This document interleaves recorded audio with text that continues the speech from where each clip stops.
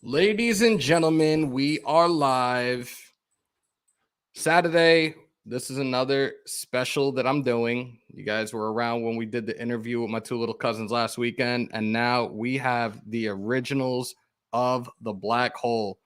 Raider Nation, it is about to go down. Raiders Roundtable is coming up next right here at Hammers.House.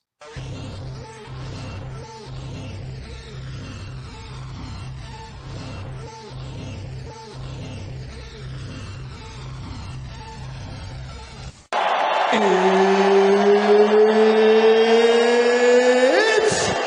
time! I feel like the grass is green, and everything I do is unseen. But I know that's just in my mind. I know everything is just in my mind. Do you really want to be famous? Do you really want to be a superstar? Do you really want to get dangerous? Do you even know where the groupies are? Bitches out here be shameless, and I really wonder where their parents are. Look around, everything changes. It feels like I've been buried alive.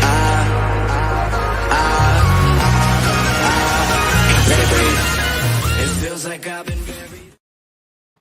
Ladies and gentlemen, welcome to the original house, the only house for Las Vegas Raiders and UFC content. Welcome to Hammers.House. Hope everybody's doing well wherever you guys are at. Before we go any further, let's do a quick roll call. I know a lot of you have been in here for quite some time already. You know how much I appreciate that. Longy Raider, Brian Rodriguez, Naomi, Holly, Gabriel, Cool Kev. My son Prez is in the building. Raider Drew Lopez, what's good? Tassi, what's up? EJ Raider, Chance Worthy, Richard Lyon, Bial, Raider Casper Shane, Raider Squid, what is good, guys? Let me bring these guys in. I couldn't be happier to be doing this with each and every single one of these guys right here. This is definitely another great birthday present and great way to end this amazing birthday week with each and every single one of you. So without any further ado, let me bring in first Captain Jack Rackem.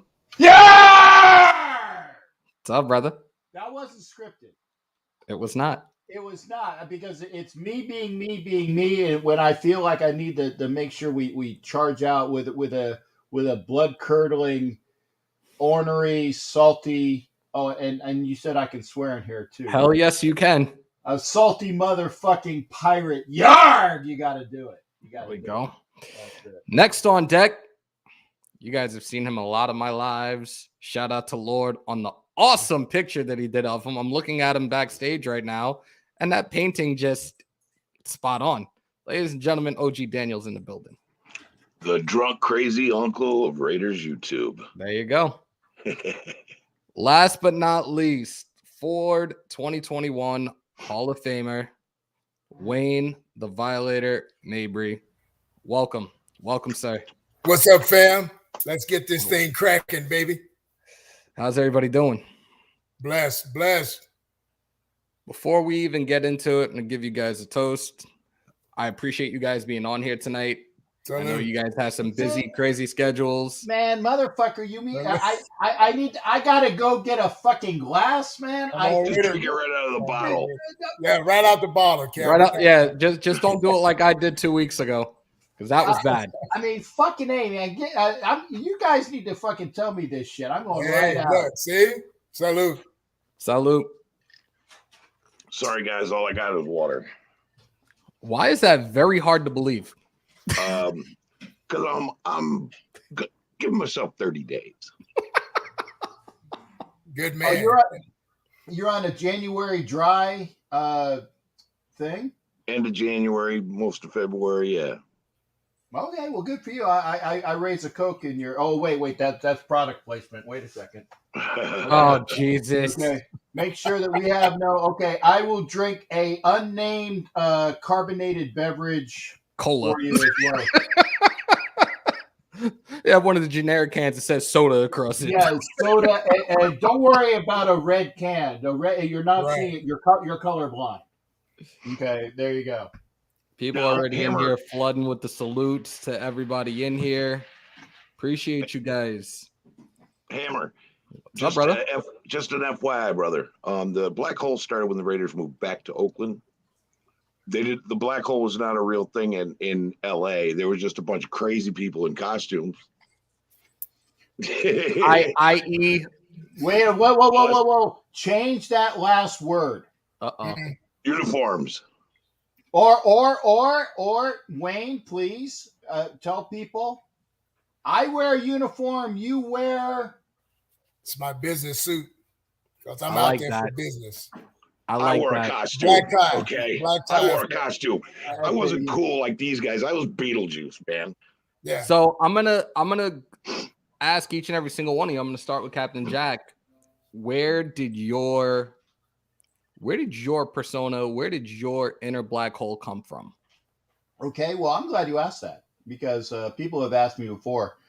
And I actually, on my YouTube, I have and I call it the first iterations of Captain Jack.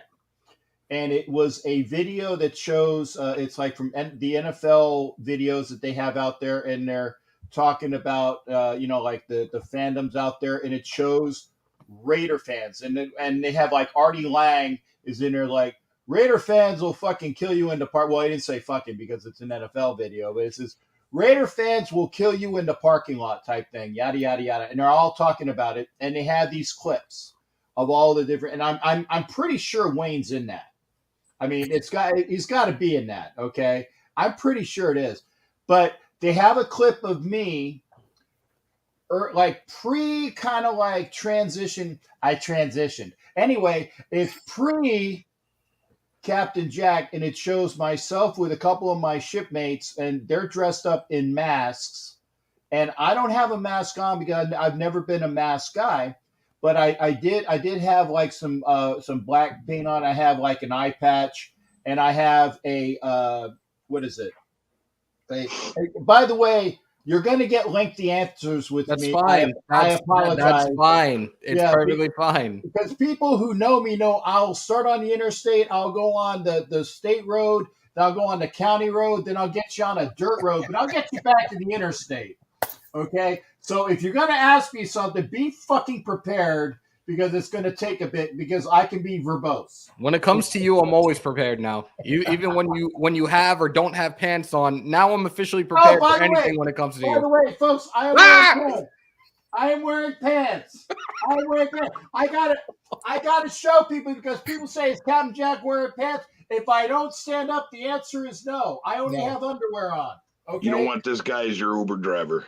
Yeah, no. So I am wearing because I made sure that God forbid, because if you guys didn't say that I had to drink it out of the bottle, I was going to go up and get my shot glass. So I wanted to be prepared that you weren't looking at some fucking and they were really nice underwear. What type of underwear? It's great. It's great.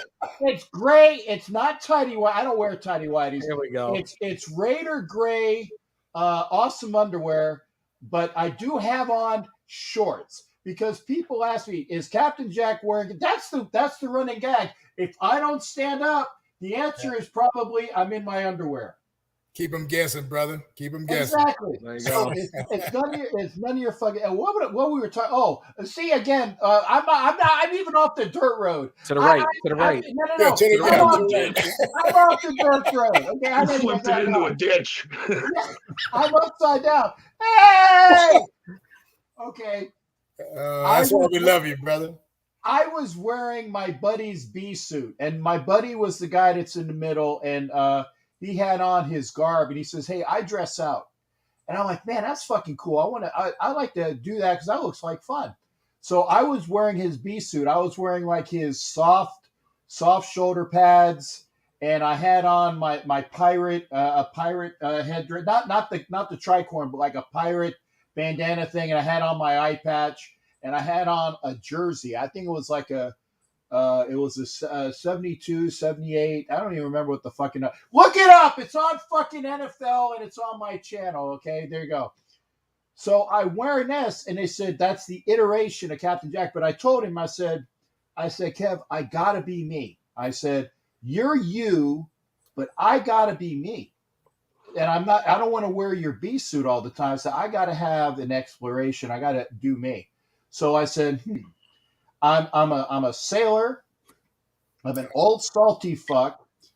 The Raiders are pirates, so I already got that sailor pirate thing going, and I'm salty, right? And I said, and I'm gonna be moving because at the time I hadn't even moved to Florida yet. I said I'm gonna be moving down to Florida. I knew where my house was gonna be. I said, Raiders and pirates and Florida, who's in the Caribbean, and don't give me no fucking shit about motherfucking Johnny Depp. People when they say, "Oh, it's Captain Jack Sparrow," fuck you.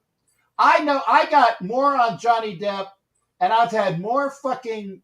Well, there's ladies in here. I will just say I have more fucking encounters than Johnny Depp has ever had, and he's a fucking actor. So fuck him. Okay, so anyway, I got more on Johnny Depp than he ever had.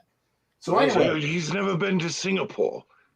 Well, okay, Singapore, Thailand, Philippines, Korea, Australia, the Middle East, and yes, there is ass in the Middle East. You got to find it, but it's there. Okay, Africa,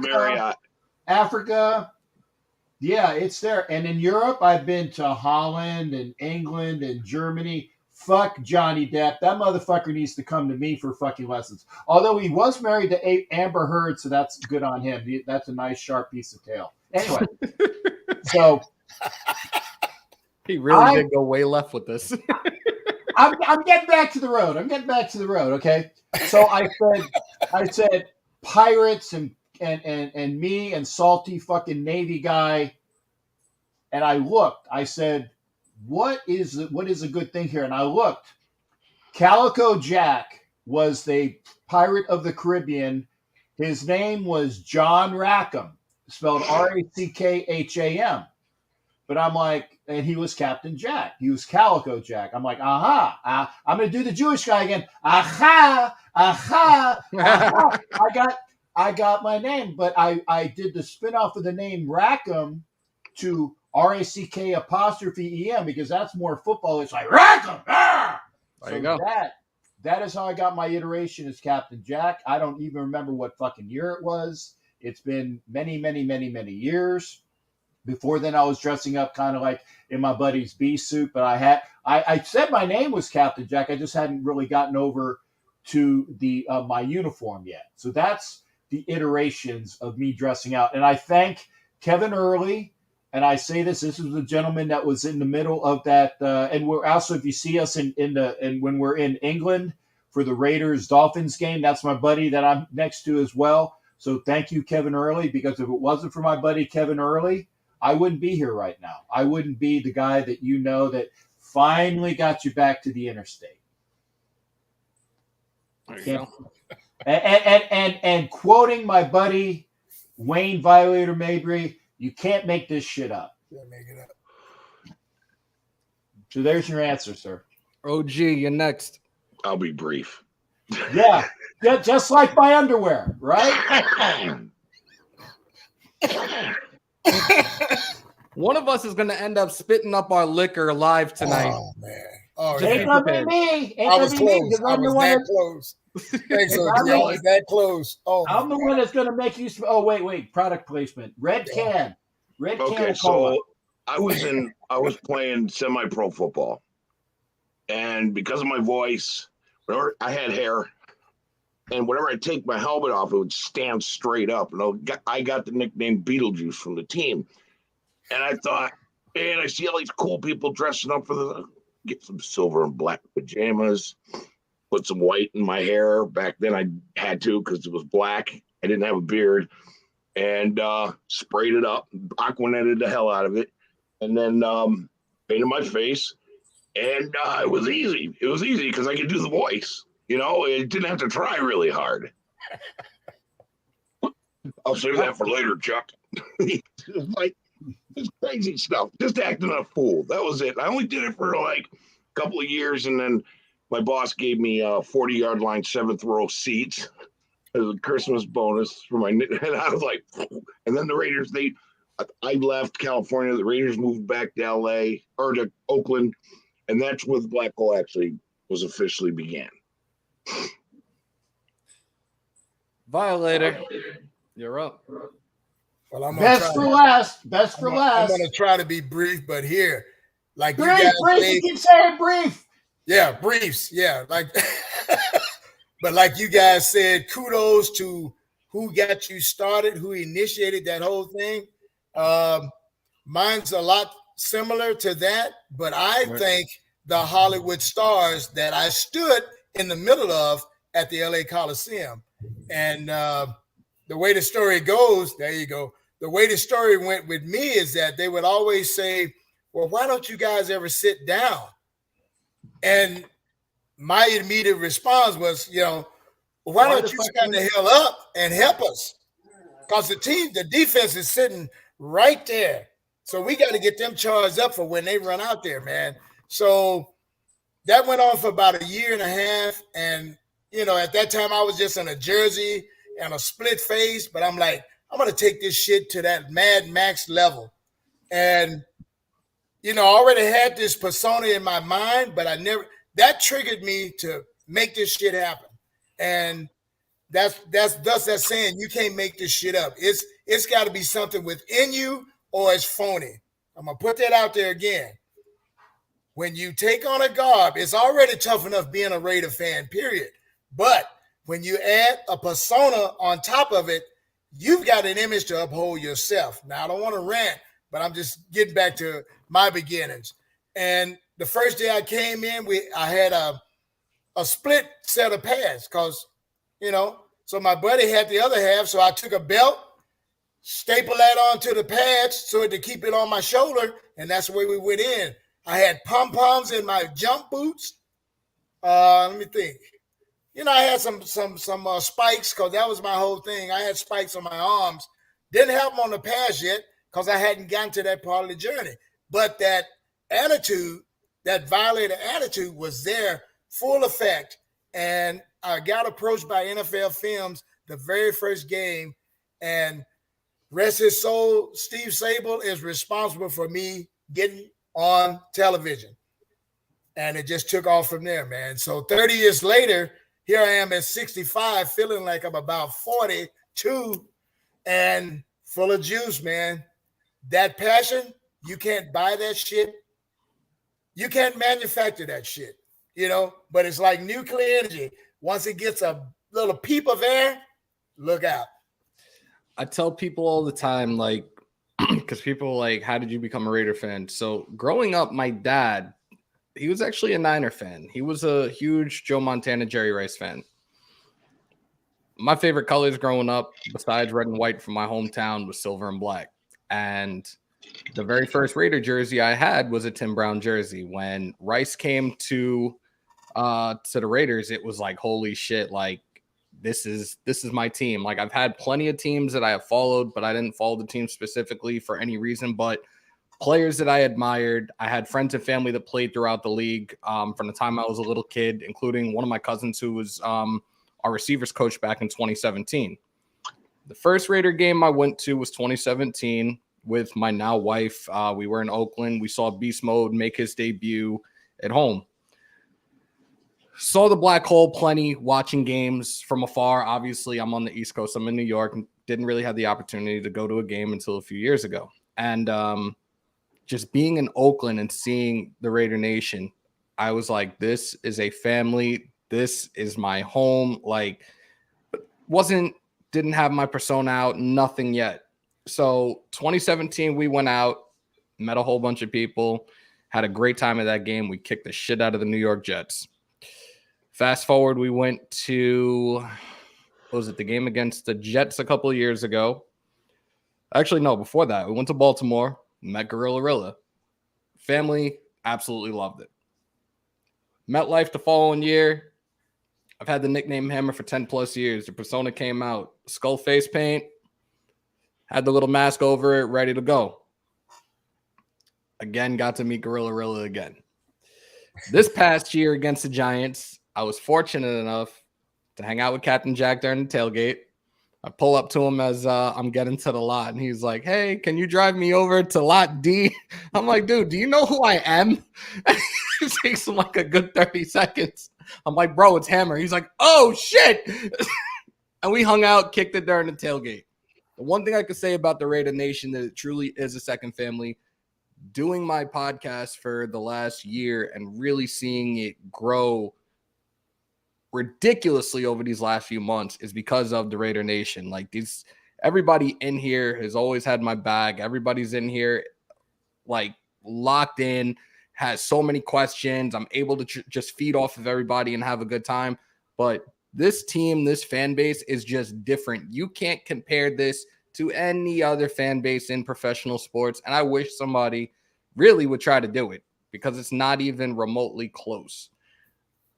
I'm looking at people in here now all over the place.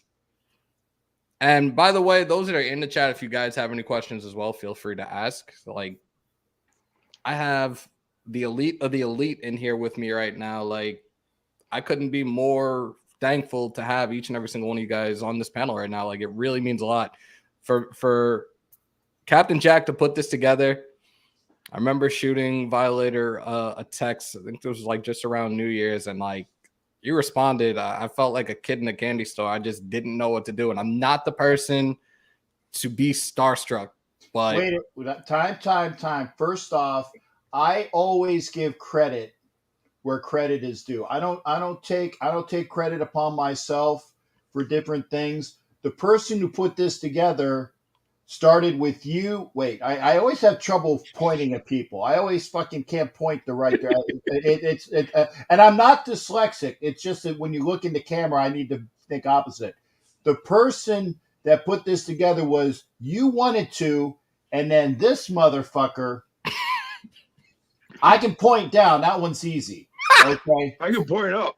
Yeah, point up. There you go. It was okay. So you said I'd like to do this, and then this motherfucker said, "Hey, would you be amenable to X, Y, and Z?" And I said, "Fuck yeah, I am." And said, "Can you get Wayne on board?" For those that don't know, wait. Opposite. Otherwise, there you go. Yeah, there you go. Opposite. I am almost doing it. Is it there yet? Is it there? Yeah. Okay. You got it.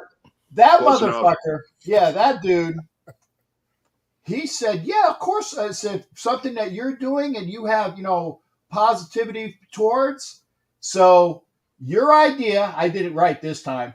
That motherfucker asking me, and then I was blessed and happy to hang out with my friend. No, I can't do that. Wayne, you're hard, Wayne. I can't fucking do that.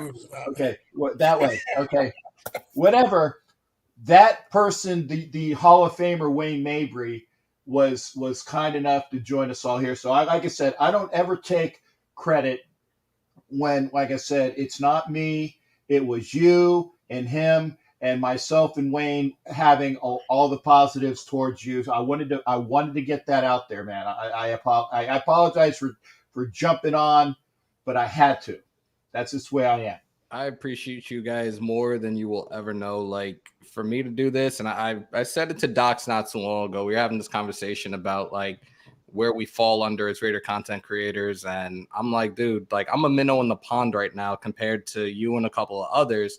He's like, look at me and look at guys like Mitch. Like, if that dude is at the top, technically I'm still a minnow. I said that I'm a fucking guppy that is still trying to grow this, and I love each and every single bit of it. I couldn't ask for anything better. The fact that, what was it, just before the playoff game, I was interviewed by ABC in Vegas and was like, how did this happen? They're like, well, you're recognized as a super fan. I was like, really? Me? Of all people? All right, I'll roll with it. Like, I could not get over that. Like, when I got the message for the interview, I'm like, am I being punked right now? Like, this really happening? I'm this way. You guys are on the West Coast. How did this happen? But I guess everything happens for a reason. Where is Valerie? Because she has a good question for you guys. Ask them, please, which players they meet that really inspired them. Good one. Wayne's got the best story, so I'm. If you want to have the best story, or actually, no, I take it back because that motherfucker has a really great story too. All ears, guys. Bottom row. Go for it, OG. Who inspired me the most, was Lilo Zato. I met him and hung out with him in his bar, which was just down the street from where I had worked at the time. And there was it, me and him in the bar. So I'm talking shit to him, going, "Hey, let me ask you a question. This place probably gets pretty crowded. You don't have any bouncers. What's up?" And he looked at me and went, "That thing didn't look like mine. That thing was huge." And he just looked at me like, "Yeah, asshole," that kind of thing. And after, he comes out. He goes, "You want to see something cool?" I was like, "Yeah." Because you said you're a fan. I was like, "I'm your fan. I'm Raiders fan, but I'm definitely your fan." And he comes out and shows me this poster that says, it's him in his Raider uniform, hold up his middle finger and says, "I'm back." And I was like, "What? You're going back?" He goes, "I'm gonna go try." I was like, "Wow, I can't wait." And I was all excited. Then I tipped him and I went, "Wait a minute, whoa. And he took the tip, put it in the tip jar, and he goes, "Wait a minute, I just tipped a rich guy." He goes, "Hey, Dad, not too smart, are you?" But I hung out with him, but he always inspired me. That was my favorite Raider of all time. Who wants to go next? Or should I just start playing Eeny, Meeny, Miny, Mo? I can't point right. I'll go next. Matter of fact, there's several that I've had the pleasure to, kind of break bread with or have that bonding. I call them all my brothers because of my age. I just look at them as little brothers, But I had the pleasure of meeting Greg Townsend his rookie season, and I always knew what gate they went in to go to work. So I would make my way there. That's part of the whole game day ritual. There's certain things you do at certain times for certain reasons. Right. And I would break away from the crowd no matter how good the party was. I got to be here.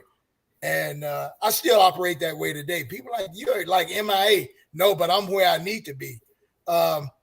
So I got to know Greg pretty good. I met Howie at a post-game dinner. And that's when the team wanted to know who the fuck I was, tearing up that Pirates Pavilion over there where the people working the concession stands underneath couldn't take the orders because they couldn't hear. So that was a blast. And he told me then, he says, "I noticed the media is following you around." He says, "Keep doing what you're doing and watch what happens in a few years."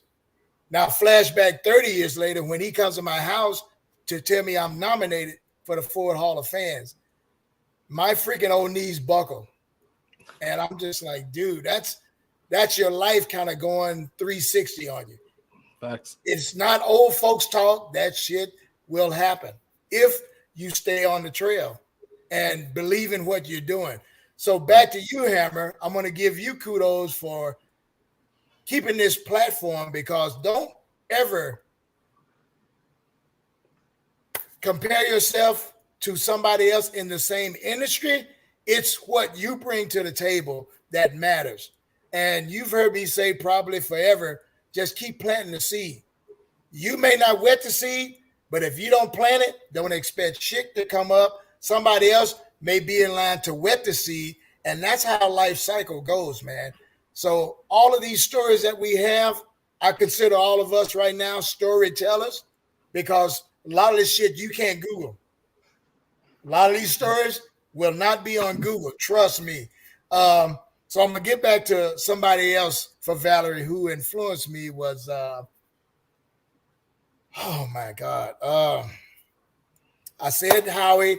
I said Greg Townsend. And you can tell I'm a defensive guy. But here's the one I got closest to, and it was Jerry Robinson. Same age, a couple of months apart.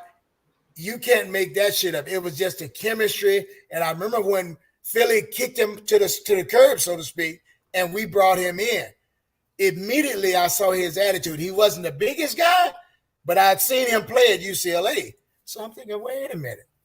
Now, we got that guy. He just brought that, I call it at that time, that East Coast flavor to LA.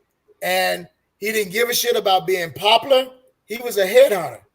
And I'm like, dude, they had already traded Matt Millen away for you guys. Google that. You can Google him. That was my head thumping kind of linebacker. So when Jerry came onto the scene, Jerry had the speed. He could go sideline to sideline. And I'm not going to run all the way across the field and not nail your ass. So I just love that attitude. He got penalties for it, but who gives a shit, let's tie the officials' arms out. And that was Lyle's mentality. Let's see how many times you can throw a fucking flag. So, but those were my main three guys for Valerie's question. I definitely had that East Coast mentality, especially playing ball growing up. I played all the way up until semi-pro. Had a tryout with the Bucks back in the day, but this was as a receiver and an arena team as well. But defensively, I was the type of person, and call me crazy for this because it doesn't fly in the league no more. I loved helmet-to-helmet hits. I just loved knocking your dick in the dirt and knocking your lights out without hesitation and no regards for my own body. I didn't care. I sacrificed it every time I was on the field. I love to pop them in the ear hole. That's why we wear fucking helmets. I say now, with all this equipment they got, with all this technical bullshit, tracking everything they do, why can't they infuse some attitude in there? Because now they don't even want them to hit, man. Everybody cares. Like, really? There you go. Like, Everybody really? cares. Now everybody cares. Like, I had to stop. I stopped playing because the helmet's finally caught up to me. The last month that I played, 3 concussions in a month, it was like, it's time to hang it up. I'm done. Yeah. Do I miss it? Absolutely. But Cap, keep that fire going, brother. Just keep the fire going through this platform. You'd be amazed how many people you will reach. I keep telling people that have that same feeling that you have. I keep telling people now, just because the off season is here doesn't mean I'm going anywhere. There's still a lot to talk about. I make a lot of the content that I do during the week, a lot more interactive with the subs. My family, sorry guys, I don't like calling you guys subs. My family, I have everybody come on Talk That Shit Tuesday. Anybody and everybody can come on. Fan Friday, same thing. Come on in, give your insights. Let's hear your views on what's coming up next for us and what needs to be done for this team to succeed. And everybody gets involved. I try to get everybody involved as much as possible and make it not a lot, but make it somewhat different compared to some of the other content creators out there right now. I think everybody's unique. The content creators, most of them are unique. Everybody I've seen is pretty much unique. They all have different styles, different things they talk about, different, some people, like, you get these young guys like Andy, who knows all those stats off the top of his head, knows all the schemes, he does film. And you get guys like Raid, film time, big time. And then there's another one called Raiders Film. Love that one. There's all these content creators that do these different things. They're younger than me. I mean, I haven't been on YouTube as long as them, but they're younger than me, and they all have their thing. Me, I do my thing. Captain does his thing. But it's compatible when we get together. We get together. We get it's compatible. It's like we feed off each other. Like, I had Mitch reach out to me. Somebody's echoing. I don't know who that is. Not me. I had Mitch reached out to me yesterday wishing me a happy birthday. And for those that are in here, you guys know who Mitchell Renz is, Las Vegas Raiders Report, 100,000 subs on YouTube. YouTube, yeah. 25,000+ on IG. Reached out to me and wished me a happy birthday. And I was like, oh shit, like, you've seen my stuff? Like, and he's like, anytime you need a guest, just say the word. And I was like, wow, like, thank you so much. It really means a lot. Definitely stay tuned. I'll definitely have him on as a guest sometime in the near future. Definitely appreciated that. Most definitely. Anybody in there have any questions? Feel free to ask. Violator, I got a question for you. Hall of Fame, the day that you were inducted, what was going through your mind? What was the experience like? Hanging out with Coach Flores and Charles Woodson as well. Like, what went through your mind? Like, how were you feeling that day? That was like a week getting ready for the prom for the first time. I went through the whole voting process, and let me say this on your show, like I would say on anybody else's show, this wouldn't have happened without the support of the family. And you know who I'm talking about, the Raider Nation family. And just by the way that I am as a person, even fans from other teams chimed in to make this happen. So it wasn't anything I did, but put the seed out there. So when I got a call about 6 a.m. in the morning, and this was to confirm that I was one of the top 3 out of the 6, it was just, it's kind of numbing, but you feel that, people say, oh, it's a pinch me moment. Hell, I had to hit myself in the jaw to make sure I was in what they were saying. 6 a.m. in the morning, it was a long night before, so I'm kind of under the weather, so to speak. And the young lady says, I called to inform you that you are one of the 3 finalists. You will be flying to Tampa to the Super Bowl, you and a guest. And she said this, and she tried to retract it after it slipped out. She says, I don't know who you are, but they call them our supporters, our team. Your team went way above and beyond for you. So that's telling me that the numbers were crazy. And I'm thinking I'm going to get this F-150, but that wasn't to be. But when one door closes in life, look for the other one to open. So that's the way I'm looking at it. I still want my custom RV. So anybody out there who knows somebody, talk to them, get them in touch with me. That's how I want to do it, John Madden style, for the rest of my career. Yes, sir. Rest in peace, Raider in peace, John Madden. Yes, yeah, sir. That hurt. That definitely hit a lot of us. But that was a week, man, of meeting former players, and we were all over the place. Ford had a whole week of itinerary for us to do, and we didn't finish each night till 10, 11 o'clock. So we'd go back to our hotel and just close the bar, basically. We closed the bar every night we were there. And we formed this camaraderie, and that's what I want all of us to know. You can hate the team, but do not hate the man. Get to know the man and get out of that notion of there's what you see is what you get. Not necessarily the case, man. I met some great people that week that had known me from a distance, but we got to sit there and break bread, man. It's like none other, man. So pretty much that was it, man. I got my blue jacket, and I'll treasure that, man, till I go to the other side, and this is the ring. I don't know if you can see that. Yes, that's sir. The ring right there. Dope. Some nice hardware. Wow. But my most memorable thing is having that plaque hanging in the hall forever. I was seeing the pictures of it, and I gotta get to Canton, because from everything I saw in there and saw specifically your piece that they had up, it just looks absolutely amazing. I really need to get the chance and go to Canton and definitely see that, like, for myself. Like, it just looks amazing. And thank you for everything you do for the Raider Nation. Thank you for everything you do for the Black Hole, because, like, a lot more people. And it's all of you guys. People see you guys on TV. They see what the Black Hole Nation is, what Raider Nation is about, and it definitely gets people to want to feel a part of that. And like I said, seeing you guys from the time I was a little kid, I'm like, holy shit.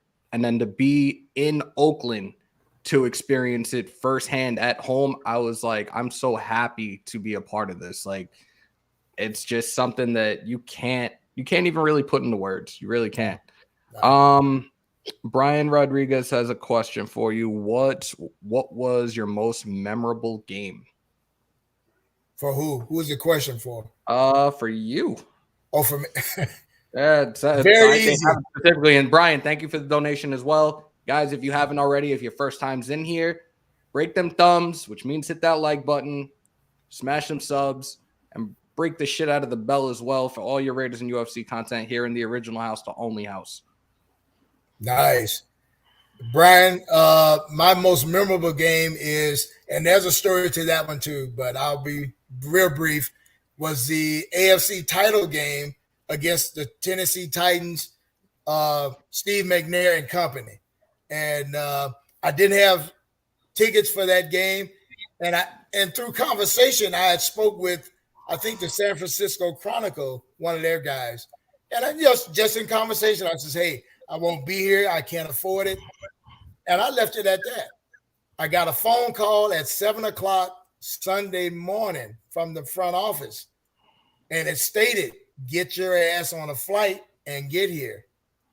You've got 2 tickets at will call." And I was like, you can't make this shit up. So to be brief, I had to get dressed in full gear, fly out of John Wayne Airport. So Google that. Had never gone out of there, and it was right post 9/11. So when I walked in there, the place just went silent.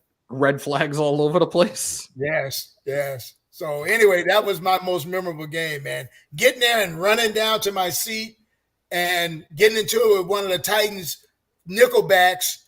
And at the end of the game, he threw Gatorade in my face as a goodbye. So that was my most memorable.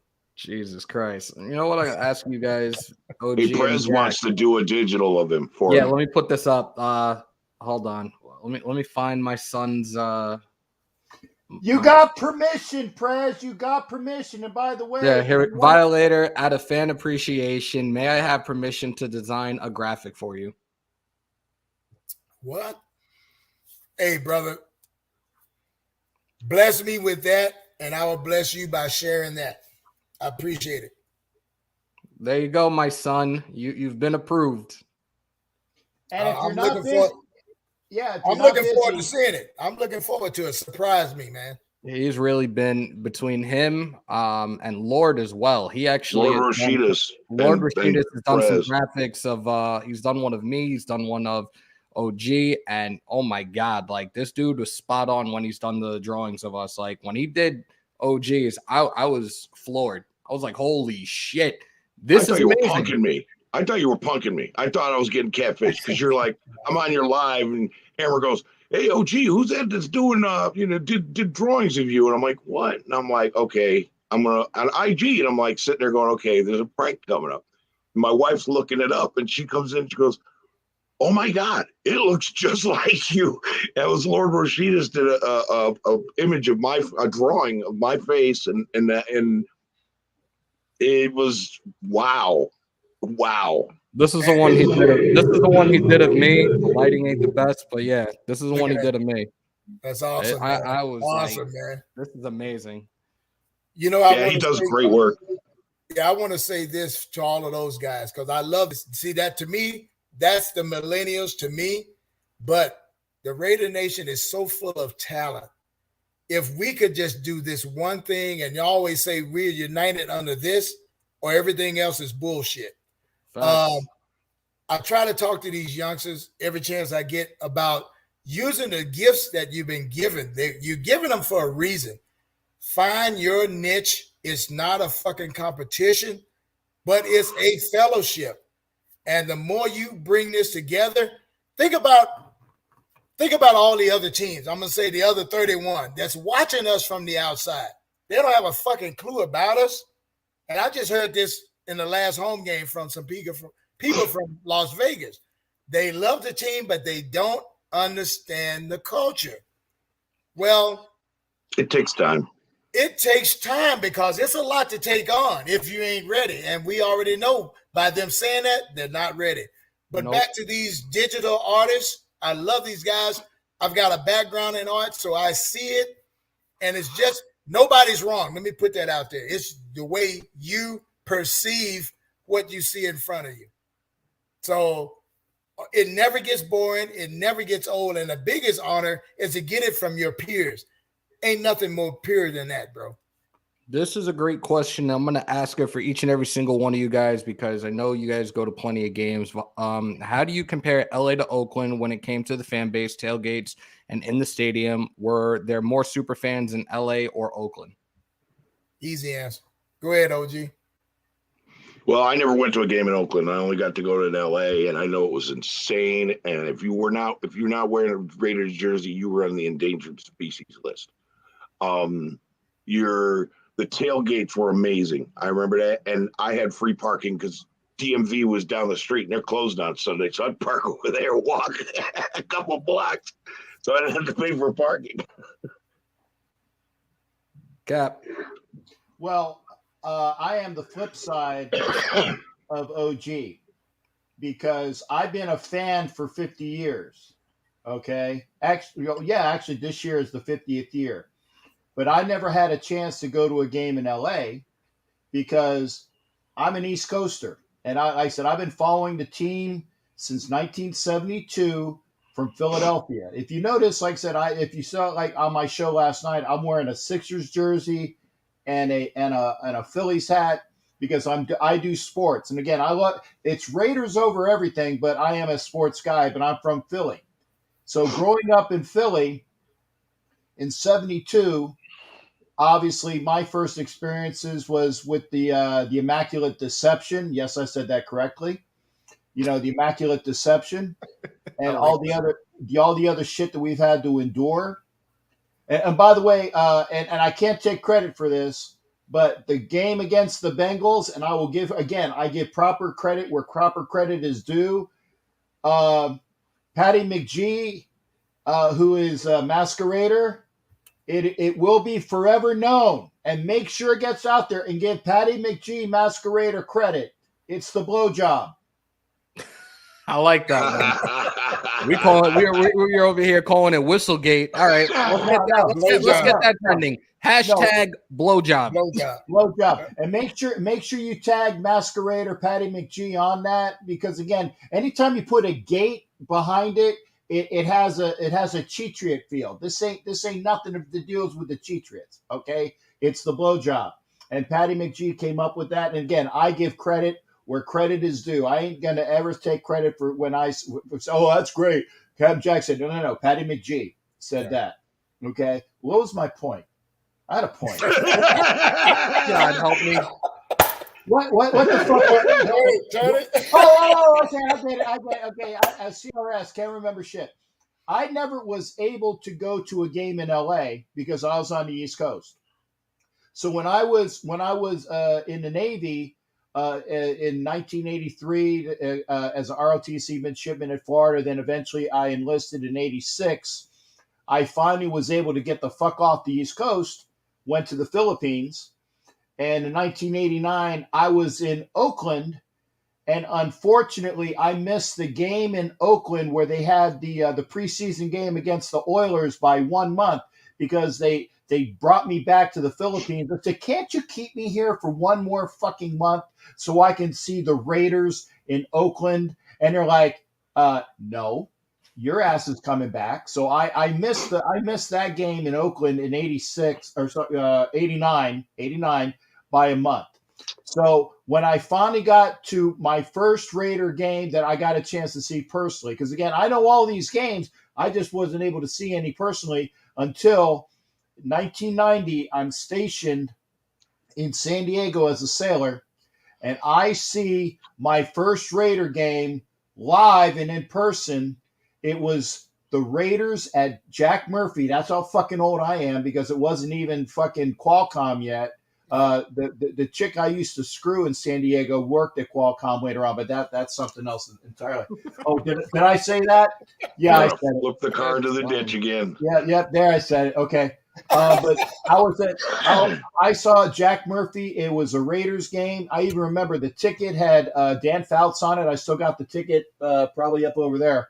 And that was the first game I saw Raiders first time. And we obviously, every time I went to a Raiders game in San Diego, we won. And basically walking into the stadium and just as a regular fan and watching the game, it's like I get, tears are in my eyes. I said, I finally get a chance to see my team after almost 20 years. It wasn't quite 20 years, but after 20 years of watching them on TV and being the super, not super fan, but the super fan of the Raiders, it was finally great to see. So that, it was great. But again, I didn't get a chance to see them in LA because I never got a chance up there, but I did see them in Oakland. I've had season tickets in Oakland since 2014 because I got, and I've seen Violator at a couple different things as well, but the very first thing I got the chance to do when I was dressed up and I'm in Oakland and I finally have my season tickets, I've seen Wayne at other events and whatnot as well, was I finally got a chance to walk over to Wayne, where Wayne and Senor were sitting in that little area by the 50-yard line. And I got a pic. You know the picture I got, Wayne. It's the one where because it's so old. I don't even have my pins on the hat yet. It kept growing, and to be with Wayne, and to see Wayne and Senor, and then going over and seeing gorillas. I've seen gorilla a couple of times as well, but seeing the people at their proper places was heart rendering for me. It's like I am here in Oakland, and I finally get a chance to in Oakland see the people that I know. And I'm gonna go one better as well. Obviously, there's nothing better than Oakland to answer your question. Oakland, the Vegas, yeah, we are growing it in Vegas. We're going to grow that tailgate. The last tailgate that we had in Vegas, we started with like a little section of J-Lot, and by the last game, it had grown to the full first row, and then that second row, and I had a chance to drink some whiskey with that mother. I can't fucking point. With that a motherfucker over there with Docs, great to have that as well. We are growing it. There's no comparison, but it will grow. It will grow, and it's because of the people that will give the knowledge and the enthusiasm and will teach people what they need to do. And of course, I got one more fucking question. By the way, I never got a chance to answer the first question, which is why I was calling timeout, but we're way beyond that. I am going to say that the most memorable game that I went to, that right off the bat that I can remember, was the first game that I went to in Oakland. That was a victory. Let me preface that. I've been to a bunch of games in Oakland, and we always on the receiving ends of fucking tail whippings. Normally it was like the Monday night games, where the Broncos kicked our ass on the Monday night opener. And yeah, I know, index card. I get it. Yeah, fuck you. Fuck you, Gene Steratore. Here, wait a second. Gene Steratore, right fucking here, dude. Right there. There you go. Okay. And fuck you, Tony Corrente, as well. But my first most memorable game that I can think, because there have been other memorable games off-site, was the Thursday night game. Raiders versus Chiefs. Game 11 of that year, whichever year it was, okay? We were 0-10. I'd gone to the San Diego game the weekend prior, and I drove up for the Oakland game. It was balls raining the entire game. And having to watch that. And again, I've been to Oakland for many other events and many games. I had never seen a victory until that night. And watching, when was the Khalil Mack was on the other side of the field, and then and Justin Tuck called timeout to make sure that we didn't have an offsides against us. The forethought by Justin Tuck saving that, because that could have been the big, because Khalil was young in his career as well, and just the thought to make sure that didn't happen. And again, we won that game. Latavius Murray had like a fucking 90-yard touchdown that game, and then got knocked out, not unconscious, but had a concussion. Just kicked their ass. Walking out of that game, and I'm over there with Ken Aphrodisiac Webb in that little section. That's where my seats were at the time. I'm crying. And they don't say, well, big dude, I'm very emotional. I am very emotional when there's something that hits hard.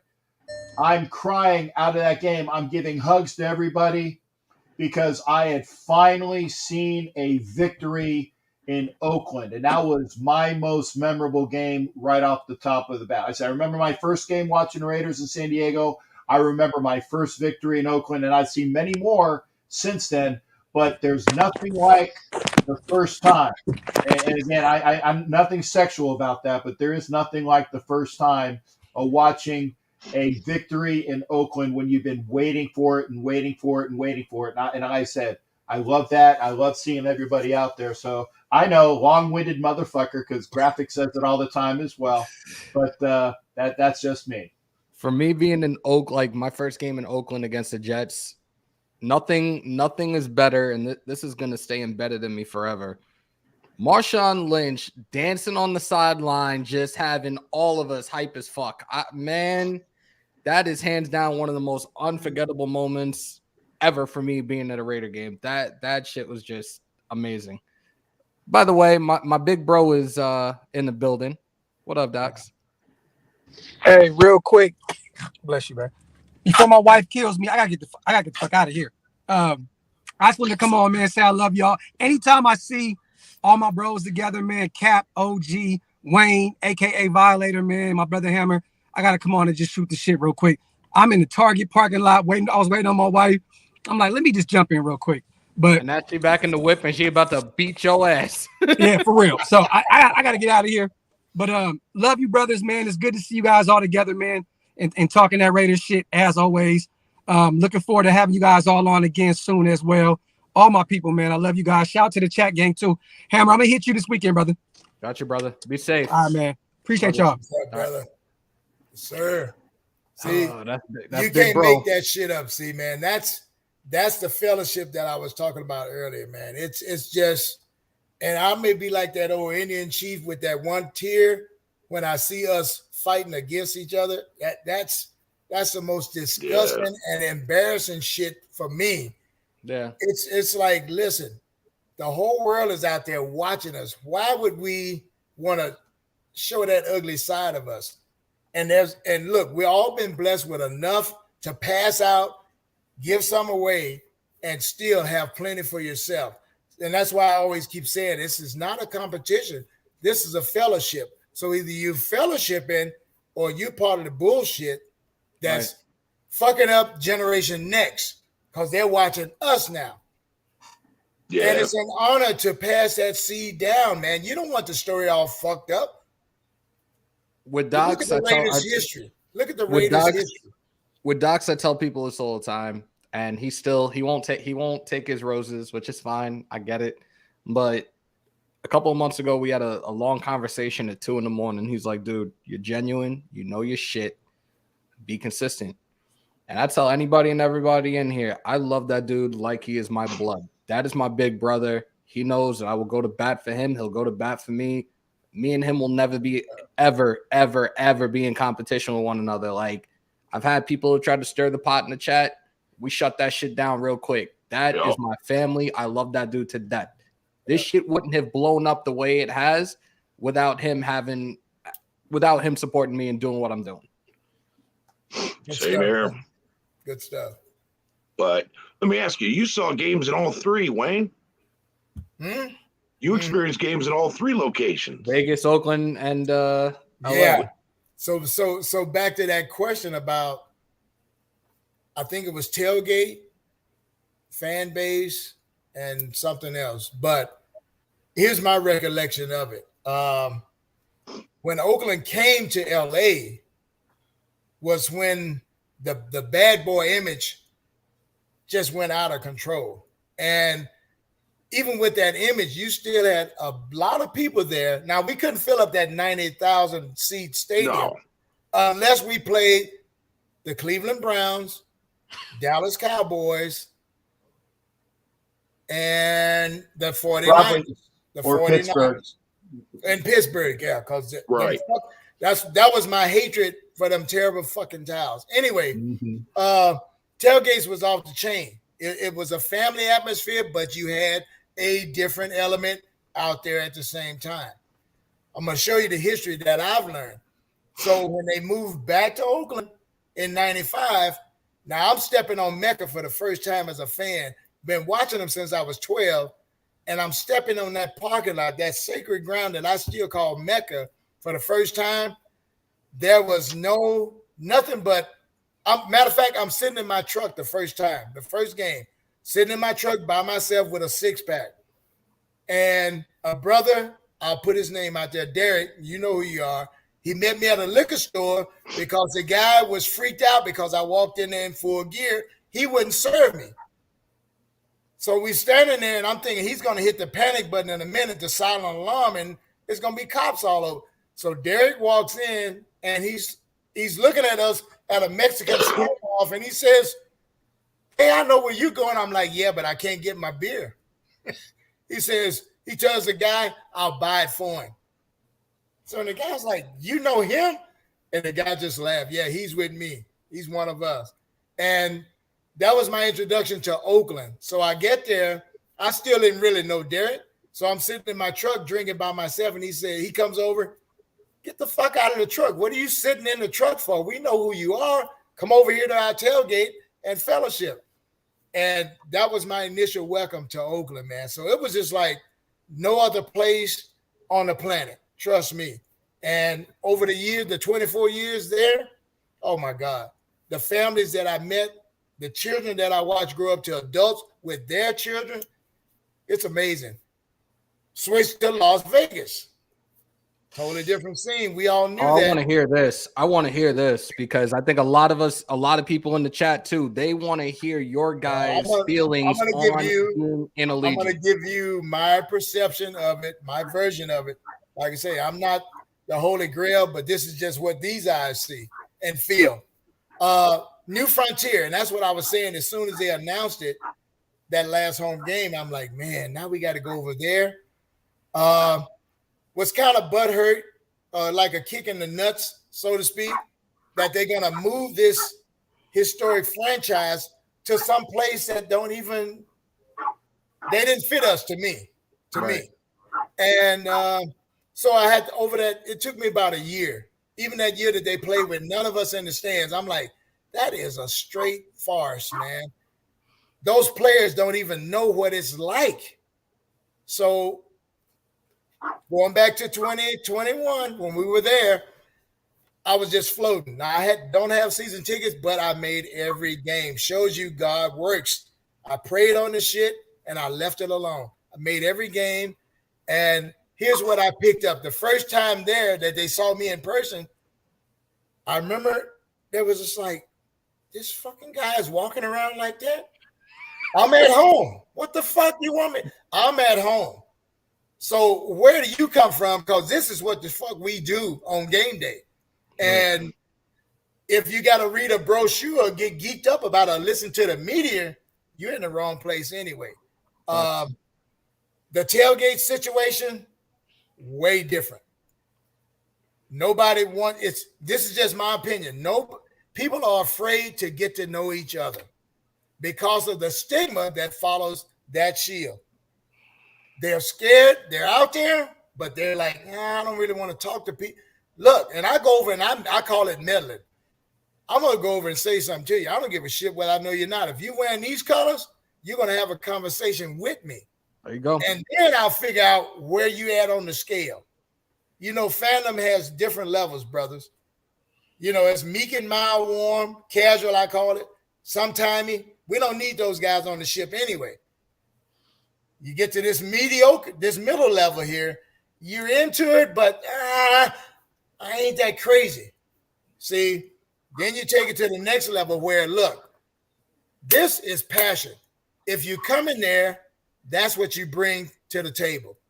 Fuck being cool. And that's what broke me out in LA. Everybody wanted to be fucking cool. We're at a fucking Raiders game.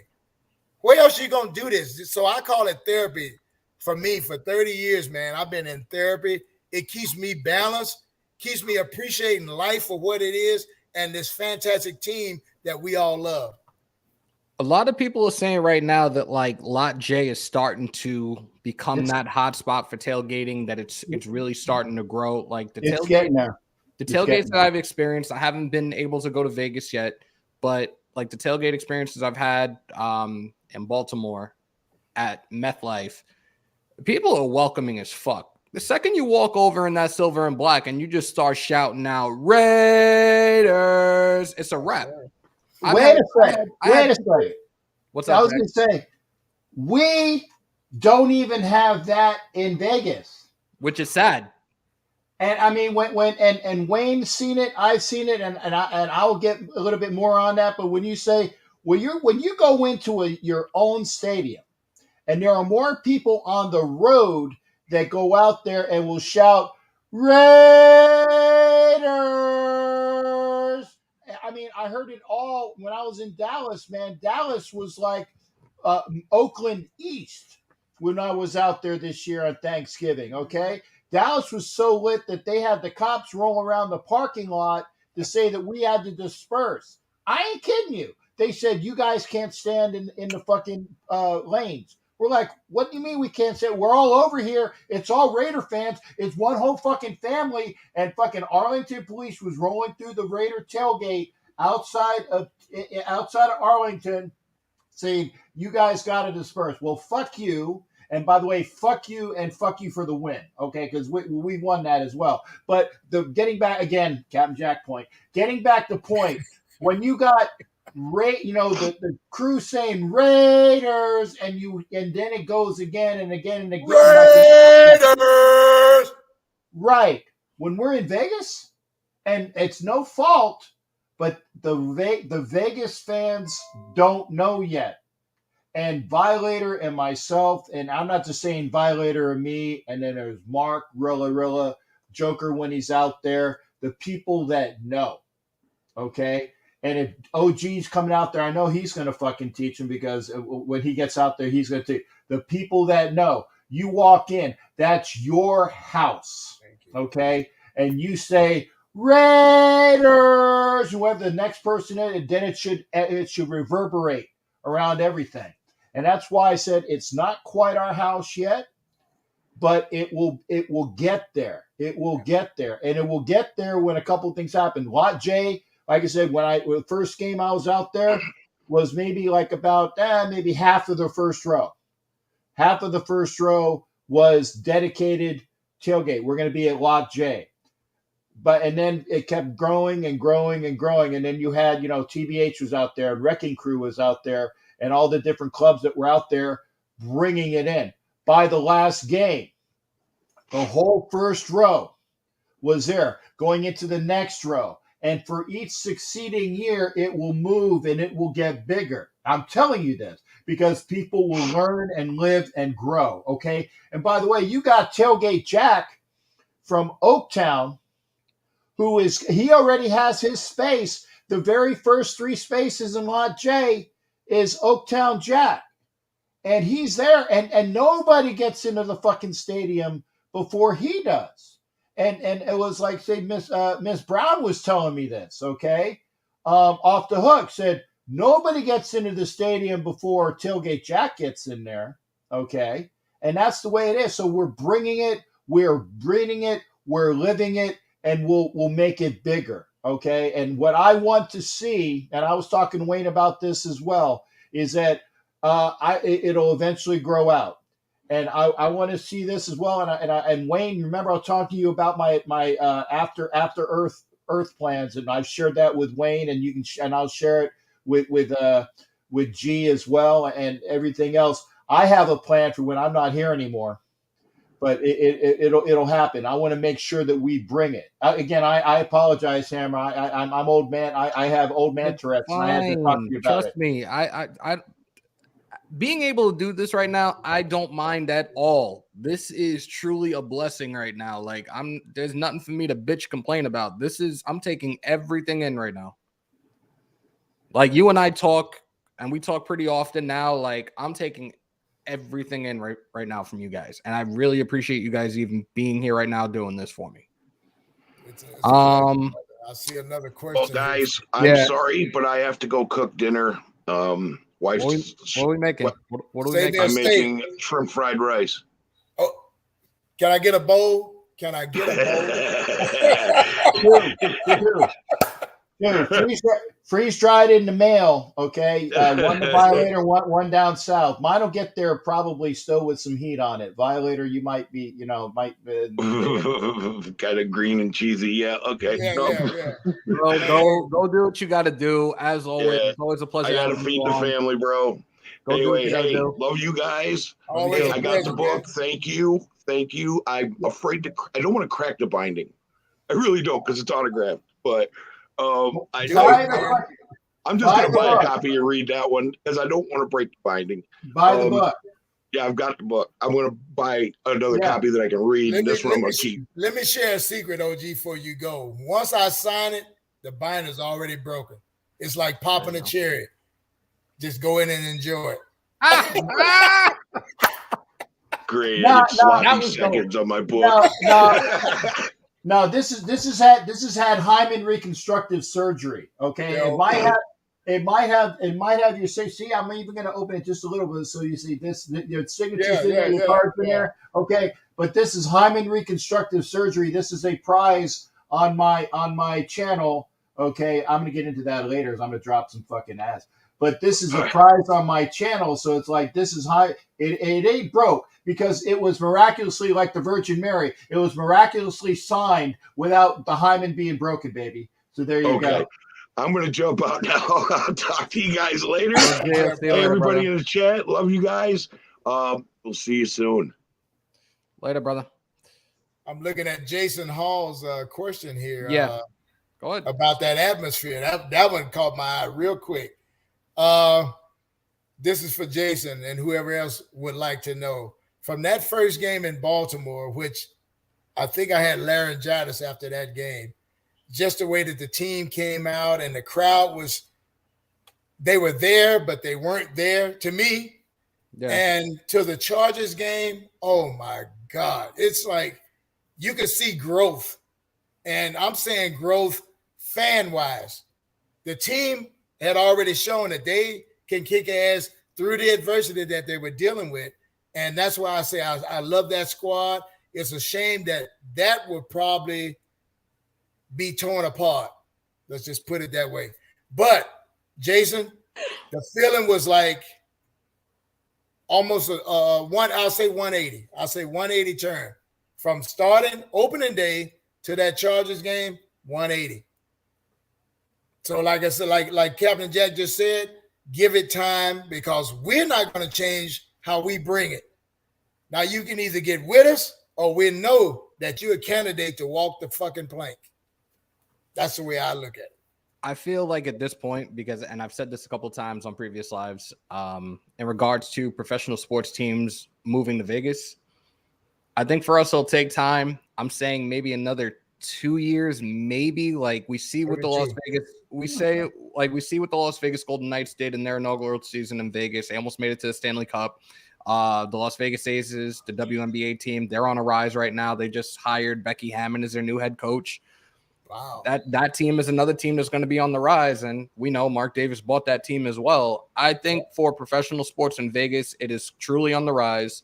I feel like the fan base is going to grow more. I feel like we will have more of Raider Nation, more of the Black Hole back in Allegiant or in Allegiant finally, and just back like we never left. Back like we never left Vegas, Oakland, back like we never left LA. Like it'll be back, it'll be deep, and it will scare a couple of people, but guess what? Fucking deal with it. I like that, Hammer. What you said, bring that Oakland, and I'm gonna let you know that feeling, that spirit that we experienced for all those years will never leave. So when you inherit the team, we come with it. So I got. By the way, I like what was it, Mike Lee, The Immaculate Inscription, because that's the way it is with the book. It is my great Mr. Lee. I didn't quite catch the first name. Yeah, Mike Lee. Yeah, Mike Lee. The Immaculate Inscription is Violator's autograph on that book. The hymen has grown back, brother. It was never touched. It was never touched. There you go. You know what? Let's talk about the book real quick because you already have people saying they're going to buy it. I definitely will be buying it. And then I have a follow-up question after you talk about the book. So go ahead. Floor is yours. Appreciate that, brother. I'm gonna do my own shameless plug. Do it. This was a labor of love. Journey from a kid back in Mississippi who was a dreamer. And you know how people used to talk about folks that dream. You just think about it, but you never do nothing. So my whole first mission was to prove them wrong and say, fuck you. Anyway, this is just a short synopsis of my 52 years as a Raiders fan and seeing things come into fruition that start right here. So I tell everybody that I conversate with, never shortchange yourself. You know, there's somebody tell Steven Spielberg, man, you're crazy as fuck. Look at him now. So when I got that jacket in the ring, that's how I felt. It's almost like being immortalized, but you're leaving a footprint on society. Now, you may or may not follow it, but it's there. It's like the trail is there. And it's about the people that you touch and what you leave with them after you're gone. So it's about legacy with me. And like I said, I'm putting together book 2 now, but I want to give it a few more years. But if you want an autographed copy, just go to my website, modo-sports.com. That's my clothing line, but this book, you get it there, autographed right from my house, shipped directly to you. Let me get one of my moderators in here to put that up right now. Oh, he put the Amazon one up. Terrence, thank you. What's the website? modo-sports.com. modo-sports.com. Terrence, there you go. Put it up, brother. Appreciate all right, it. I got a question for both of you. This is the follow-up question. Moto Sports. I'm just gonna get one, but I'm gonna ask you this question first before I get it. You see, Wayne, I even kept the fucking paper, man. You're all hard, brother. This question's for both of you guys. Are you going to be in Vegas in April for the draft? Come on, man. Are you kidding me? That's all I need Mardi to Gras, hear. bro. That's all I need to hear. So I'm going to purchase this book. I will hunt you down in Vegas because if you order from that site, Hammer, it's already coming to you signed. But I look forward to breaking bread, having a cocktail with you, maybe a cigar if you're into that. Hell yeah, let's go. Like this is gonna be my very first time in Vegas as well. I got one of these for you when you get there. I can't wait. This is definitely going to be an amazing, 5-6 days I'm going to be out there. I've already told people we're looking at The Hangover Part 4, but I'm excited for the draft. There you go, Cap. Don't care. The only thing you guys will see, I will be decked out in my Raider gear, but I will be carrying my WWE title. I got somebody up in Canada that is going to get the side plates done with the Raider shield on it. I cannot wait to have that in Vegas and walk around Vegas the entire fucking trip with that at my side the whole time. I don't smoke, but that's fucking love. I'm gonna make sure that I always have that. I have my cigars for Wayne. I have, like I said, I have the book. I got extra fucking cards of the Violator right here because that's love for my brother. It's brotherhood. That's love for my brother. That's it. Yeah. I gotta get to a game in Vegas. Hopefully this coming season. I already have one game that I'm going to, but it's not in Vegas. I will be at SoFi for the Rams Raiders game. I got family out there. You'll see I'm all for it. I got family out there. My aunt is a Rams season ticket holder, so she's like, just say the word and it's yours. I'm like, perfect. Say no more. I will be out there this coming season, and if the opportunity presents itself, I'll be back in Vegas during the regular season to try to get to a home game at least once this coming year. Just hit me up, brother. Let me know you're in town, and we'll embrace each other. I'll just put it like that.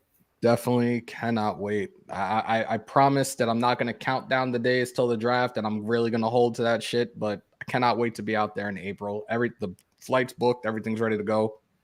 And Raider Nation, those that are in the chat. Because a lot of you guys are already, I'm coming, we're going, da-da-da-da. Guys, just find me. I will be there. We will all be hanging out. It'll be a great time, and I cannot wait to break bread with you guys. And I know Big Bro said he's going to hit me up over the weekend. Big Bro, I'm going to probably be at his hip pretty much majority of the time too, so I don't do any stupid shit while I'm out there. Because some of them already saw me on this. Amazing stuff. They're not paying me. They're not paying me for it, but guess what? This shit is amazing. Yeah. And shout out to C Wood on that. But yeah, I downed. It was like half left during the Bengals game, and I downed the remaining half of this bottle. And yeah, the video is god awful. Yeah, but it was real. Oh, it was real, but it was real bad. It was real. No. But you think about it, Hammer. Those moments you can't ever go back and redo life. Life don't have a fucking eraser.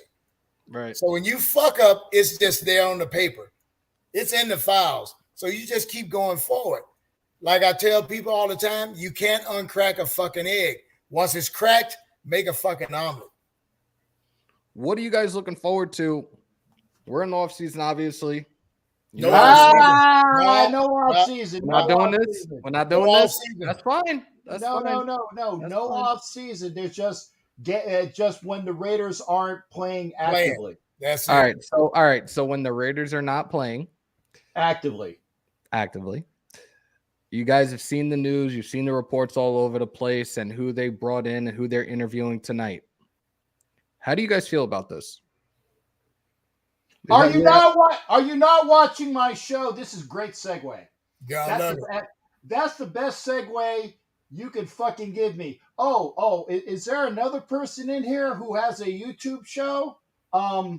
This guy. And by the way, I'm looking.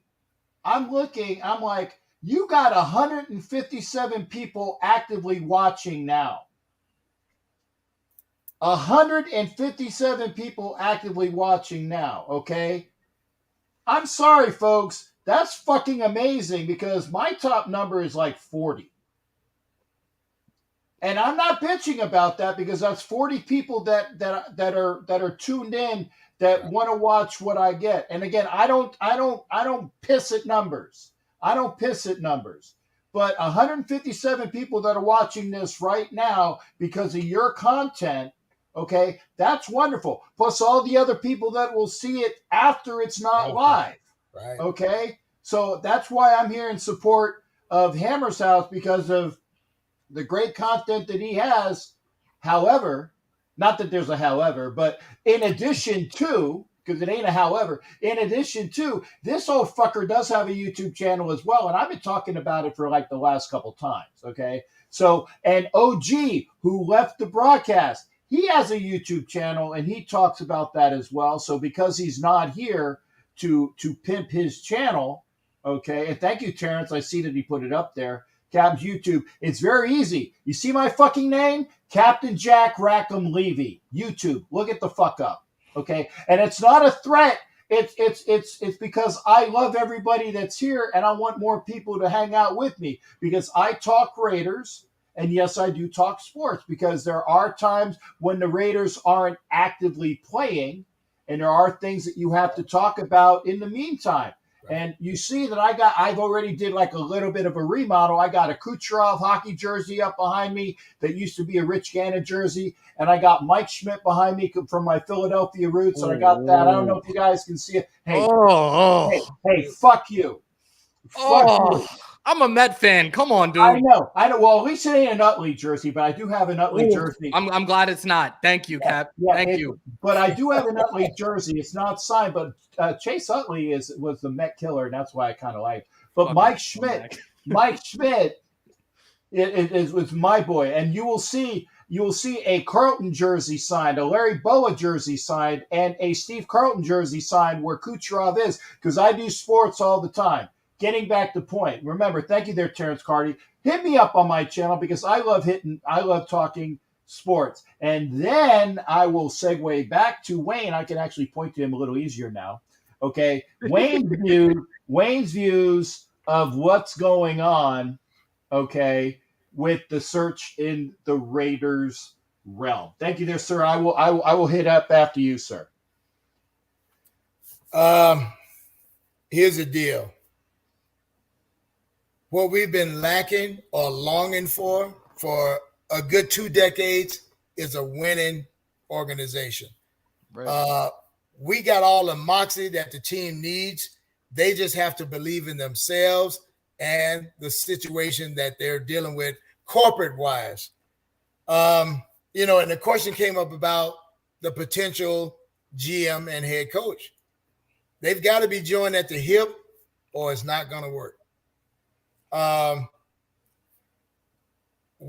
think us as fans, we're entrenched in the history, but some things we have to set aside, find that Zen mode for the better good. And This is my gut. What I think is going to happen, we're going to have that infiltration of the Patriot way. Cap and I already discussed this one, and if it induces winning and that championship mentality, in spite of what these guys have done now, like I said earlier, I don't think some of those guys won't be there. For the reasons of when you have change or merging, somebody's always the last man out. And let's not be like Arnett. I'm just saying, I just had to throw that in there because that's a pattern of a guy making it there and not appreciating the fruits of his labor. And he's still a puppy, but he doesn't appreciate his journey. It'll take him being secluded somewhere when the shit hits him. Then it's too freaking late. So anyway, back to the main question. I'm okay with who they bring in. My prayer is that it keeps the chemistry there, build upon what we've seen, bring in those key pieces that we're missing, and I'll be the guy that says we need a fucking O-line bad. And some corners, because the ones that are dependable are getting a little long in the tooth.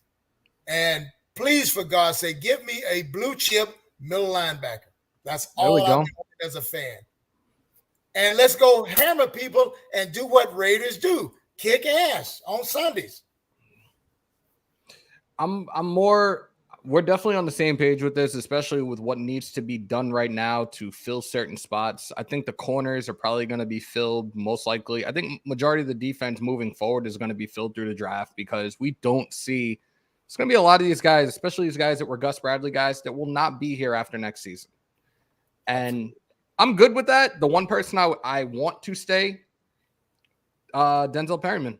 If I was a GM right now, I'd extend him for another 2 or 3 years. And people wanted to eviscerate me when I was all for the trade. You traded for a 6th-round pick. Dude is a run-stopping linebacker. When he's healthy, he's going to knock you around. Done deal.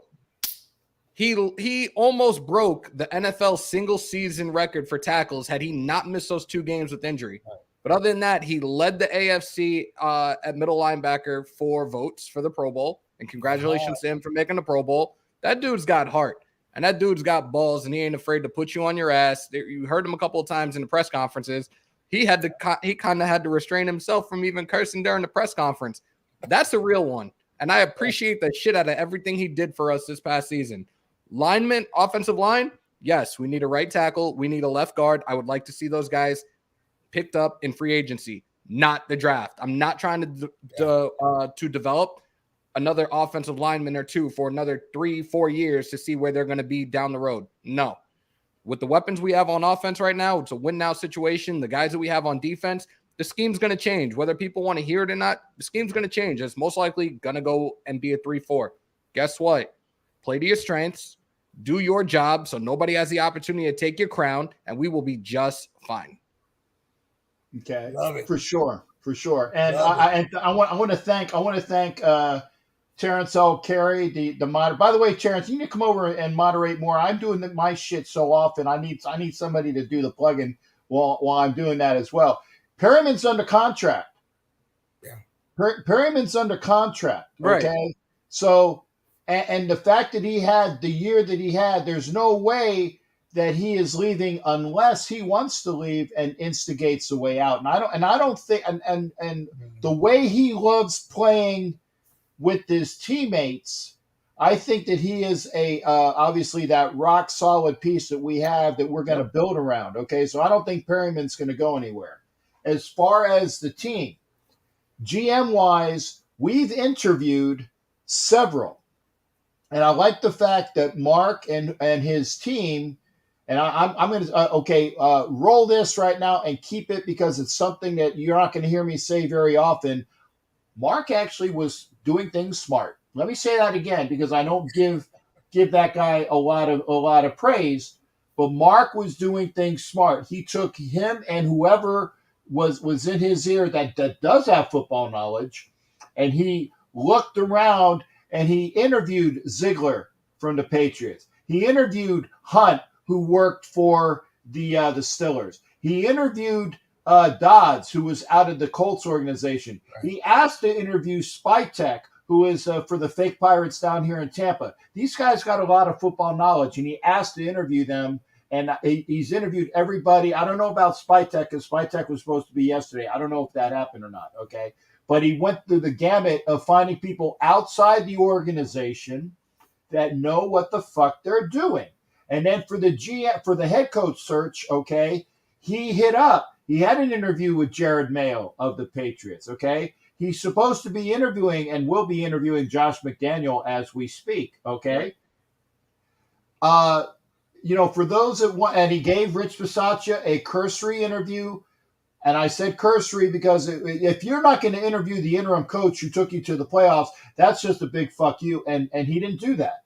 He did give him a cursory interview, okay? So he's going through the process of trying to find the right guy. Now, here's the thing that I find interesting, okay? And connect the dots here and take it for what it's worth. There are all these people that said this is going to happen because this guy's here and this guy's next. And they're connecting the dots. But here's the funny thing is that after Dodds interviewed from Indianapolis, the very next day, the Raiders put a call out for McDaniel. And McDaniel was the gentleman that was supposed to be the Colts coach a couple years ago and then backed out because the Colts gave him a bill of goods. And he looked behind the curtain and said, what the fuck you're saying here ain't what's on the paper. Bullshit, fuck you, I'm out. And he didn't have a signature on. People were saying it was a bad look, but he didn't have his signature on the paper. And they fed him a bill of goods that was not what they were trying to do or say and what yada, yada, yada. So he got out of that, okay? And for all you motherfuckers that said McDaniel cheated in Denver, no, he did not cheat. Dante Scarnecchia's son was the guy that did the videotaping and said, hey, Josh, look what I got for you. And Josh said, nope, don't want to see it. Ain't having it, not doing anything like that. What he did not do was he did not tell the NFL about that incident, and that's why he was fined $50,000. So you got to know what the fuck you're talking about, and ignorant people are fucking things that piss me the fuck off, okay? Ignorance is a number one button issue for me. So Captain Jack point, getting back to that, okay? Dodds is in the interview process with McDaniel. So it might not necessarily be Ziegler. We don't know because we're not in. I mean, the Raiders didn't call me, hey, Cap, what are you doing on Saturday? I said, I'm doing an interview with Hammers.House. Well, can you come out? We got something that's a little bit more important. I said, more important than being on Hammer's show on a Saturday? No, I can't. If you can schedule it for Sunday, this way I can do Hammer's show on Saturday, I will be there. But they didn't reach out to me, folks, and I wish they would have. Okay, so I would have called Wayne. Wayne, what you doing, man? Let's go on out there and do the interview process, okay? Because we'd be in there, but we don't know. The fact is, folks, the Raiders are doing due diligence. They're going to get a stalwart GM in the making, okay? Because everybody say, well, why don't you get a good GM? Well, all the GMs, there's 32 of them. And they're all employed. So you got to find somebody that will do the job and will be good at the job. There's only a few that have GM experience that aren't GMs right now. And there's a reason why they're not GMs right now. So they're doing due diligence. We're going to have a good GM in the making, okay? And we're going to have a good head coach. And if it's McDaniel's, great. Now, final head in the coffin. And by the way, please watch my shows because I gave you a synopsis of the last 5 fucking shows in about 3 minutes. But here's the other thing, okay? For those that just have a fucking hard-on for Jim Harbaugh, okay? And I like Jim Harbaugh, but he has a shelf life of about 3, 4, at most 5 years. And there is a reason why he did not interview for the Raiders. And this is what I'm hearing from decent sources, is that Jim Harbaugh told Mark Davis, said, hell yeah, I want to be your coach. I'm the fucking man. I'm Jim Harbaugh. I know what the fuck I'm doing. By the way, I want control over everything. I want to control the team. I want to control what the Raiderettes wear. I want to control when the concession stands go. I want to control when and where people can use the restroom in Allegiant Stadium. Yada yada yada. Oh, by the way, I want parking fees, and I want a cut off of Captain Jack's and Violator's appearances and all. We don't get paid. Well, Violator does, but I don't get paid. But he was doing all these other things, like I said. Okay, and again, I kid. But the thing is that he wanted control of everything, You can tell I'm facetious about shit, but he wanted control of everything. And Mark Davis said, "No, fuck you," and the horse you rode in on. So he didn't get an interview, and he's interviewing for the Vikings. And the Vikings just had a brand new GM come in, Quasi. I don't remember how to say his last name. Who's a very good GM, and he was scheduled to meet with the Raiders, but we didn't get to it yet.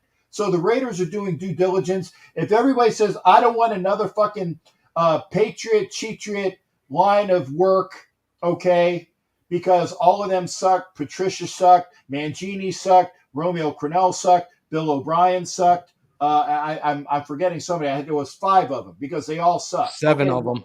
Okay, seven of them. Yeah. Okay, 7. Oh, and McDaniel is one as well. Look to where they went. McDaniel went to the Broncos 10 years ago, and that team sucked. But Patricia went to the Lions, and they've been worse. They've been the worst team in professional football since like the 40s. I think the last time they were good, Bobby Lane was their quarterback. If you don't know who the fuck Bobby Lane is, A, look him up, and B, watch my show more often because then you'll get history of the NFL, okay? Crennel and Bill O'Brien went to the Texans, and their team, for the most part, have sucked, okay? Mangini played for, and if you don't know who Eric Mangini is, you're not paying attention. You're not paying attention, and watch my channel more often. He was in the Jets and the Browns. Mm-hmm. So all of these guys went to organizations that the team sucked because they needed a new head coach. Okay? There you go. Am I saying that McDaniel will work out? Only we will know, but we got to get him in the building. But I will say this, the offense will be a hell of a lot better. He's going to work with Derek Carr, and I'm not the biggest Carr supporter, but I think that Mangini can fix him for the things that he does wrong that Violator and myself just scream at, okay? As for the defense is what the only thing is that I'm kind of leery about. We're going to be going over to most likely a 3-4. If Fangio would have been under Harbaugh, it would have been a 3-4. Fangio looks like it's going to go to Jacksonville. There's talk of Wink Martindale, not the game show guy, but the guy that kind of has the name like him. And he used to be our linebackers coach who had a 3-4 in the Ravens, okay?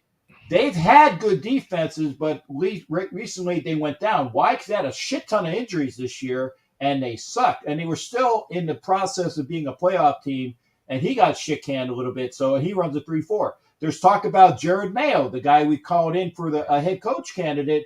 I'd love to have Jared Mayo come in as a young, aspiring defensive coordinator. So maybe we get McDaniel with Jared Mayo. And I think that a lot of those people under Bradley with a young coordinator like Jared Mayo, they might stick around because they can see what the youth of a Jared Mayo as defensive coordinator might bring you. By the way, Hayward played in a 3-4 down with the Chargers, okay? Pylon played in a 3-4 with the Chargers, and I think the Raiders will re-sign him and stick him on IR for a year because that patella injury ain't something he's coming back from quickly. But we deserve to give him a fucking contract because of the way he's played this year. Hell, we had fucking Richie Incognito and Trent Brown. We were playing those motherfuckers. We got maybe about 10 games out of them, out of what 16, 32.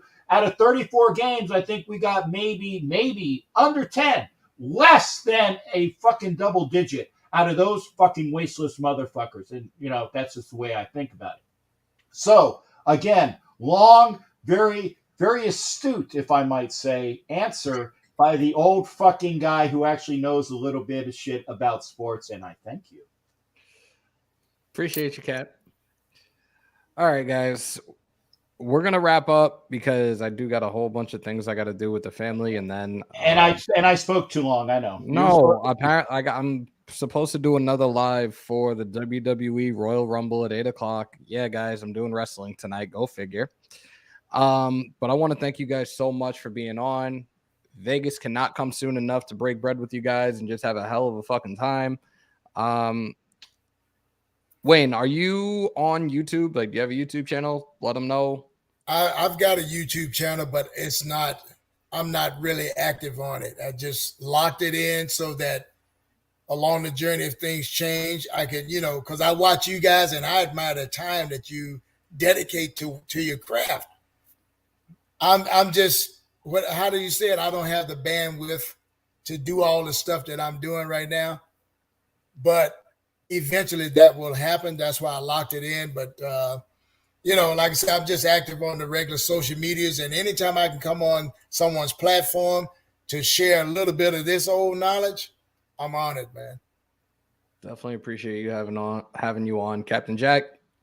Let them know where they can find you. Well, it was Terrence put it up there, but because I'm actually monitoring there, I'm going to actually type it out here. I'm going that extra. I'm fucking moderating you for myself here. There you go. Okay. I just want to there you check go. something. Hit the. I just put it up in the chat. YouTube.com/C/Captain Jack Rackem Levy. Please find me. And please do, because again, and by the way, we had, like I said, we had 150 something people in here for Hammers chat. Like I said, that's wonderful. That's wonderful. And I'd like to grow my channel because I'd like to scream at everybody as well, in a nice way. I'd like to scream at everybody as well in a good way. Terrence put it up. I put it up as well. Thank you there, Terrence. So hit up to you. No, thank you, Jack. Raiders 805. Whoa, why? Did I miss Raiders? Just leave it alone. Just leave it alone. Anyway. You know what? We're all like for a lot of people, we're kind of like an acquired taste, I guess. Okay, well, you can tell me what that's about later on. I got you. But here's the deal, Hammer.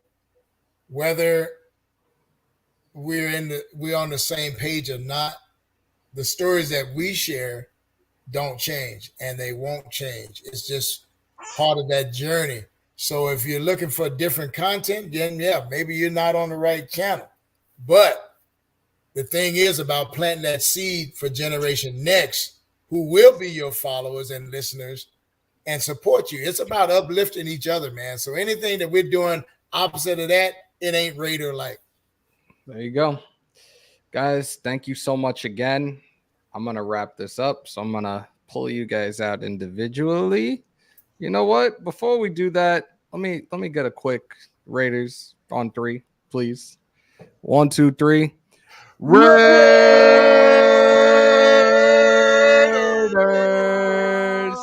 Yeah! There you guys go. Let me remove That's you guys and finish this up. Show, brother. Close every show like that. I'm gonna start doing that now. From here on out, we're gonna do that. We're gonna do that. Let me remove you guys and wrap this up real quick. I got goosebumps. Damn. See, why can't we be playing them all? Not bad for an old dude, right? Okay. Look at that. I can't with you. Give me one sec, guys. I got no words right now. This was amazing. I couldn't be more thankful for this opportunity to have these guys on all at the same time and doing this special roundtable. Guys, thank you for hanging on out with us. Thank you for the donations. First timers in here, do not let it be your last. Break them thumbs on your way out. Hit them subs and smash the bell for all your UFC and Raiders content right here in the original house, the only house, Hammers.House. This has been a fun almost 2 hours. Continue to stay safe. Most importantly, be kind to one another. COVID is still around. Remember to wash your hands and your asses. And as always, win, lose, or tie, Raider Nation till I fucking die. Love you guys.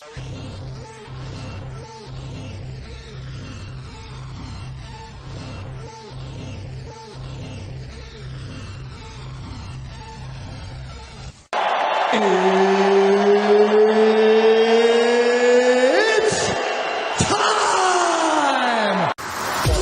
feel like the grass is green, and everything I do is unseen.